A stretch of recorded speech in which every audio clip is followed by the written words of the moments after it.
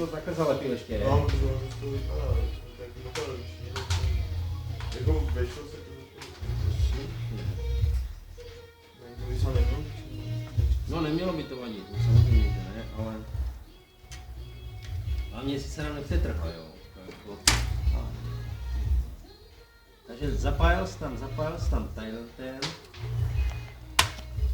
Jo, neočistil jsi to. To mě je jasný. Až v následující fázi. A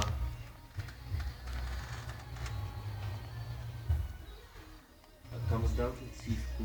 Ty jsi dal 1, 2, 3. A ten nějakou dvakrát nevykukuje, víš? Ani ten druhý. To musí vykukovat, jinak to nezapálíš, jo. To jako... Co pak? Nejde to na doraz? Nejde, no. To jsou kratší jak tady ten. Já vím, ale pozor. Takže tím pádem ometra máme. Plynou. Ometr mám buď. No tam ten má baterii. Říká, ten mám. Ti tady zase